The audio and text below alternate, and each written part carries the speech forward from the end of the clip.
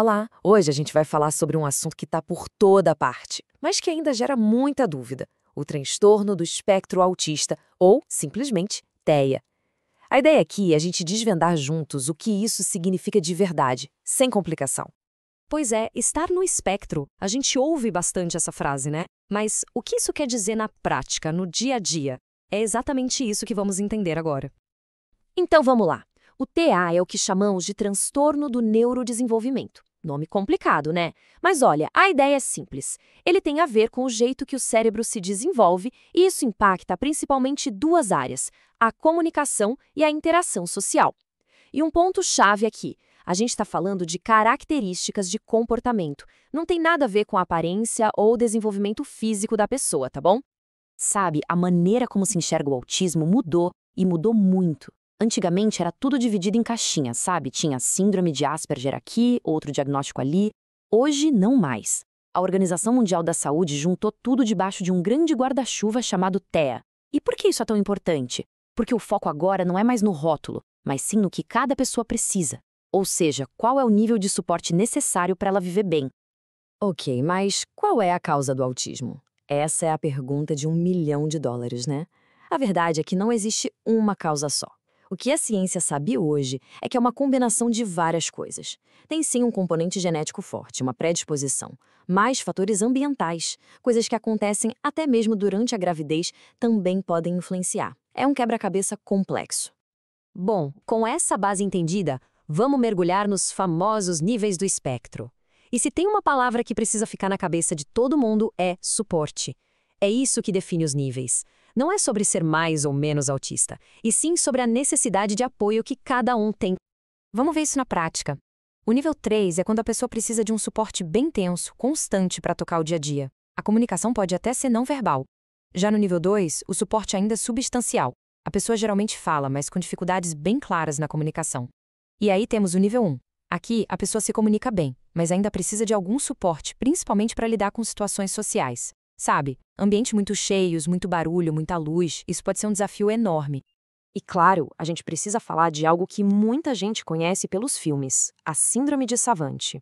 Aquelas habilidades incríveis, tipo memória fotográfica, um talento musical genial, é fascinante, sem dúvida. Mas olha, é super importante lembrar, isso é raro, é uma exceção, não a regra. O espectro autista é imensamente mais diverso do que só esses casos. Beleza, os níveis estão mais claros, mas e os sinais? Como eles aparecem? E será que são os mesmos a vida toda? Vamos ver isso agora. O interessante é que os sinais mudam com o tempo. Pensa num bebezinho. Um sinal pode ser a falta daquele contato visual fixo na hora de mamar, sabe? Ou reagir pouco aos sons. Mais pra frente, na idade escolar, os desafios ficam mais claros. A dificuldade para fazer amigos, na comunicação, ou aqueles movimentos repetitivos, como se balançar. E na vida adulta? Aquela tríade clássica, dificuldade na interação, na comunicação e os comportamentos repetitivos, ela continua lá. Mas com a maturidade e as terapias certas, muita gente aprende a lidar com isso e conquista uma autonomia fantástica. Ok, vimos os sinais. E aí, o que se faz? Agora a gente entra na parte fundamental: como buscar apoio e quais são os caminhos. Olha, se tem uma coisa que precisa ficar muito, mas muito clara mesmo, é o seguinte: quanto antes a ajuda especializada chegar, melhor. É simples assim. Um diagnóstico cedo permite começar as intervenções que podem mudar completamente o futuro daquela pessoa. Esperar não ajuda, só atrasa um suporte que é essencial. E aqui tem um ponto que muda tudo. A meta do tratamento não é curar o autismo. Por quê? Porque autismo não é doença para ter cura. O grande objetivo é outro: é ajudar a pessoa a desenvolver habilidades, principalmente de comunicação, de socialização, para que ela tenha mais autonomia e, no fim das contas, uma vida melhor com mais qualidade. E esse suporte não vem de uma pessoa só, não. É um verdadeiro trabalho de equipe. Pensa assim: tem um fonoaudiólogo, que ajuda na comunicação, o terapeuta ocupacional, que trabalha as atividades do dia a dia, o psicólogo, focado no comportamento. É um time inteiro, cada um na sua especialidade, trabalhando junto para dar o melhor apoio possível. Mas, gente, terapia nenhuma faz milagre sozinha. O ambiente onde a pessoa vive é tudo. E é por isso que agora a gente vai falar sobre o poder da inclusão. E, mais importante, sobre o papel de cada um de nós nisso. E a inclusão, ela começa em casa. Não tem outro jeito. A família é a base, o porto seguro, o alicerce de tudo. É em casa que começa a aceitação, o apoio sem restrições, a briga pelos direitos. É esse amor, esse acolhimento que dá força para a pessoa florescer. E de casa, a gente vai para a escola. E nossa, a responsabilidade da escola é gigante. E não é só sobre adaptar uma prova, não. É sobre ser um lugar de inclusão de verdade.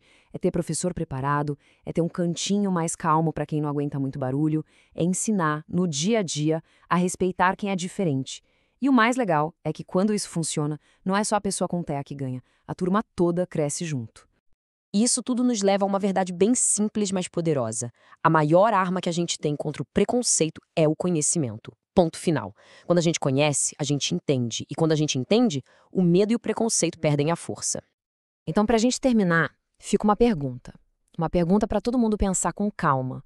O que a gente pode fazer nas nossas pequenas atitudes do dia a dia para ajudar a construir uma sociedade onde cada pessoa no espectro não se sinta apenas tolerada, mas de verdade incluída, bem-vinda e valorizada por quem ela é?